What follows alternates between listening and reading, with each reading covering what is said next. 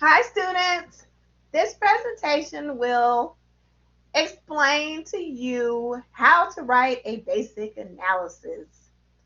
It will help you think about the steps to follow to write an analysis.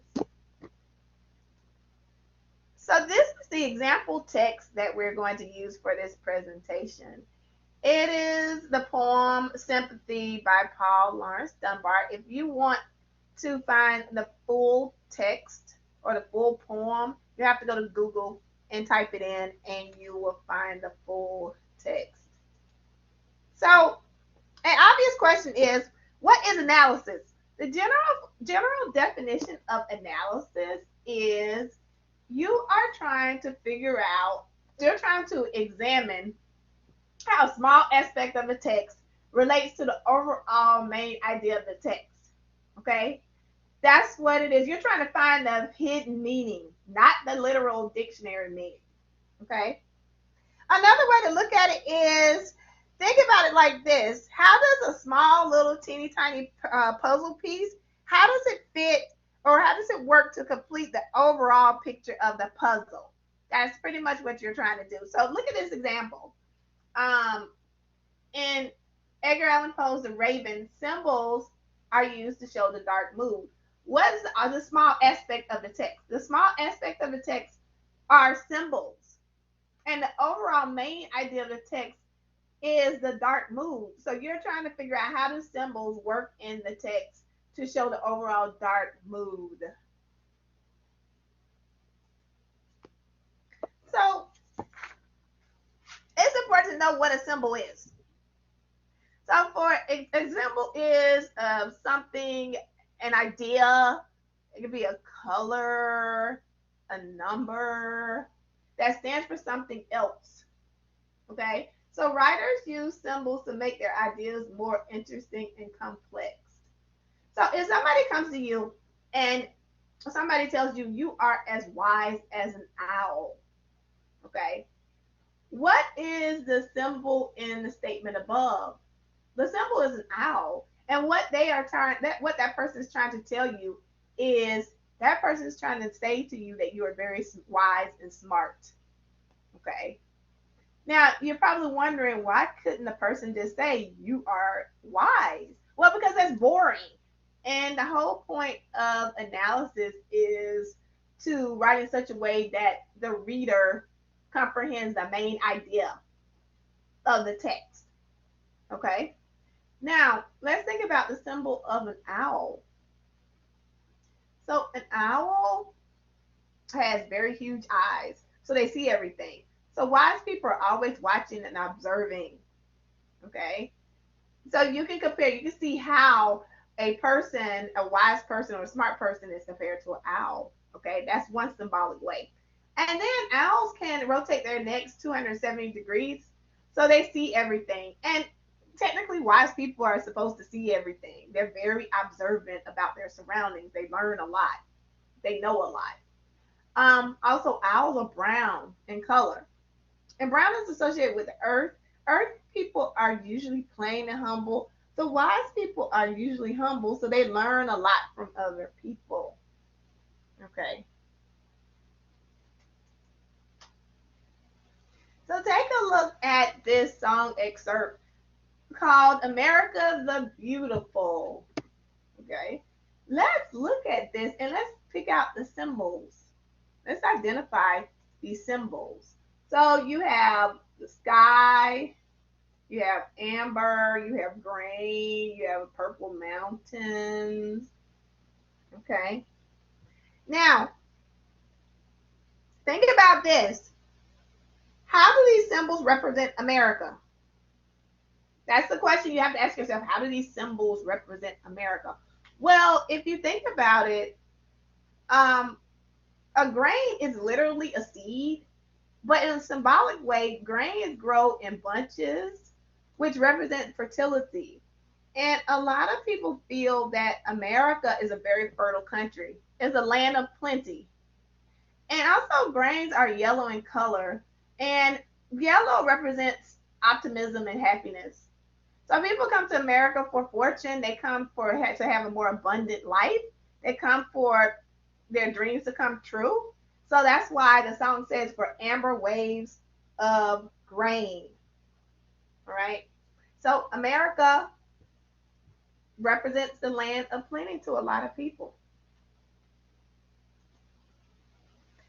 Now, let's go back quickly.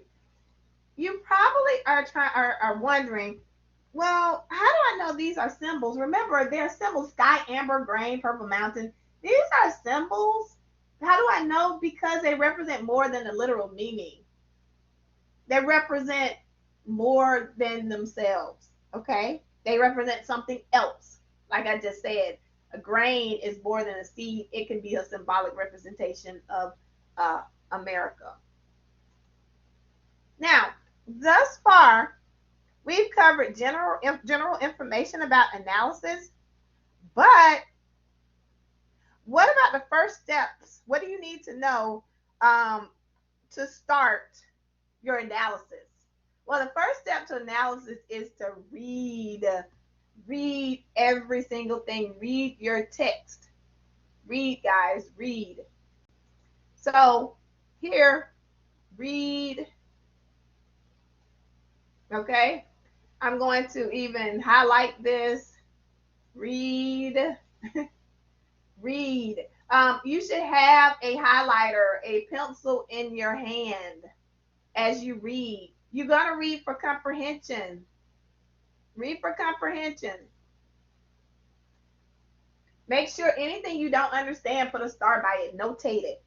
But that's the first step to analysis. You must read.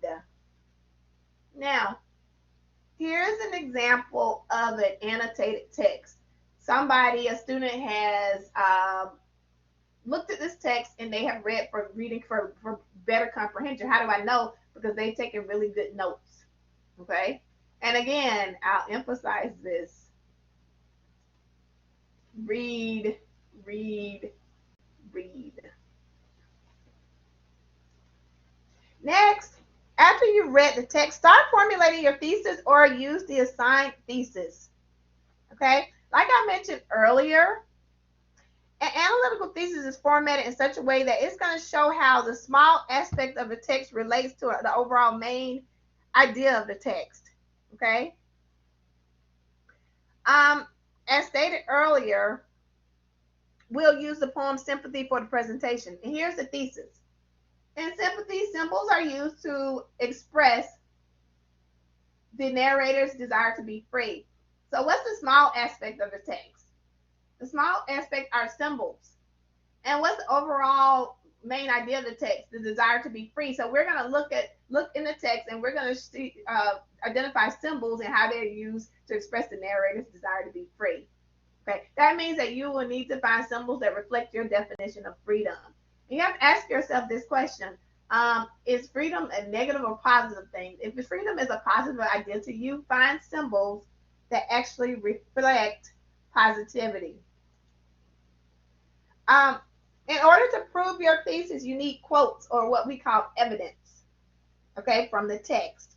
It's similar to an argumentative essay. So in this case, remember, we need to find symbols that reflect freedom. And here are examples of quotes from the text, as you can see, and I will underline this for you.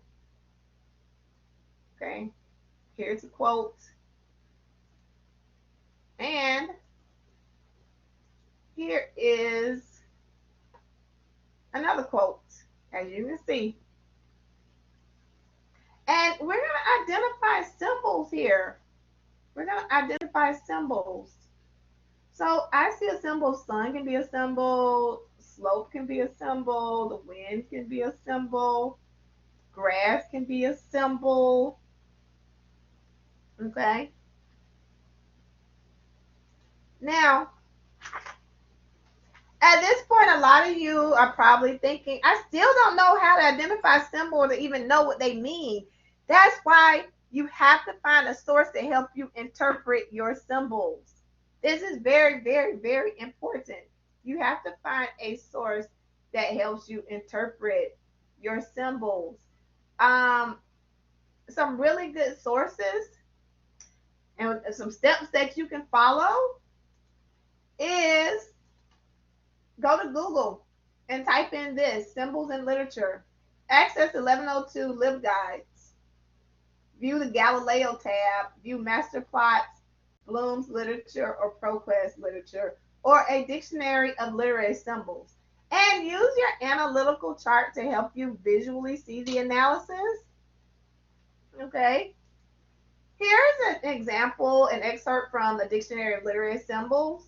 It is giving you an example, the symbol of the sun. And as you can see, it kind of breaks down all of these layered meanings of what the sun can symbolize.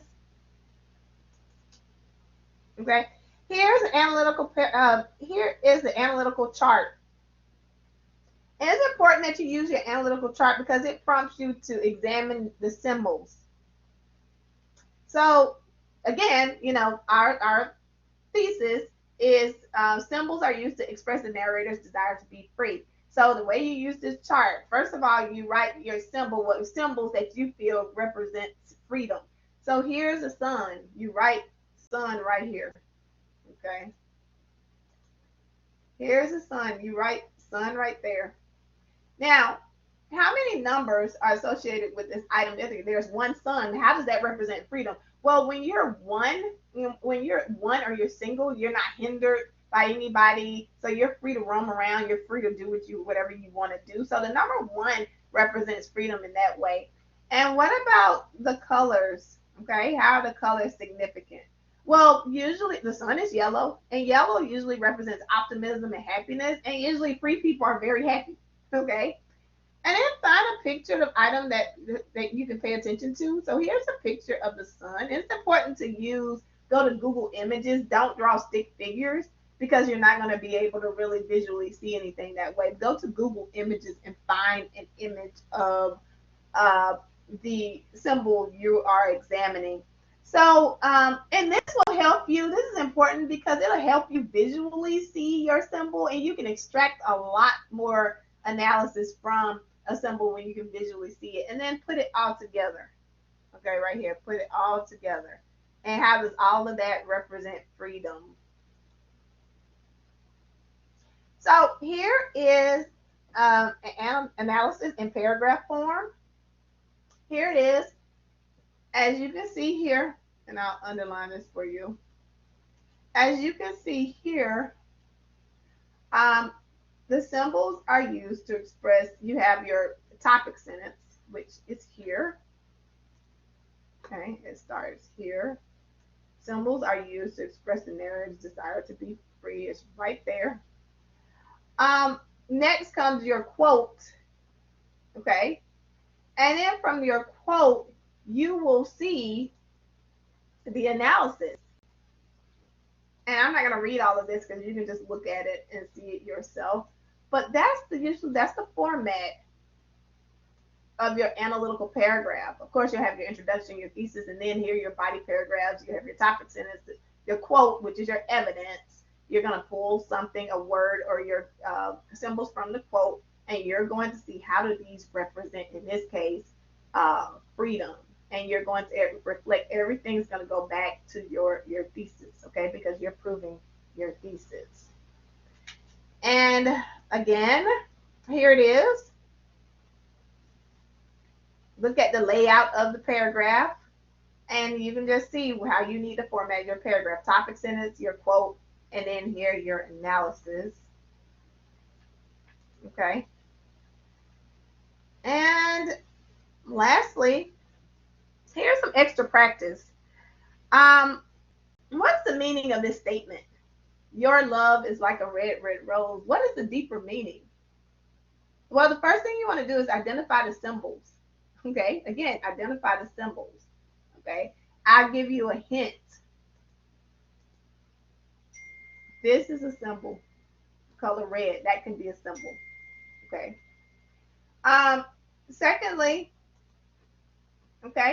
Secondly, find a deeper meaning by using a literary interpretation source, like a dictionary of literary symbols. And thirdly, use the analytical template to help you visually see how to analyze the symbols.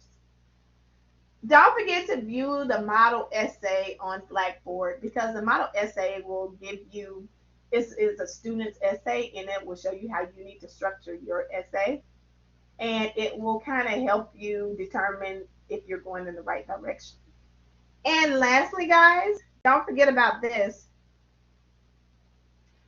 If the only way to write good analytical papers, okay, the only way to do that, and listen to me very carefully, the only way to write good analytical papers is to practice, practice, practice. So I'm going to write right here, practice, practice,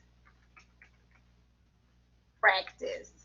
That's the only way to really get good at writing analytical papers, and also to ask questions. Okay?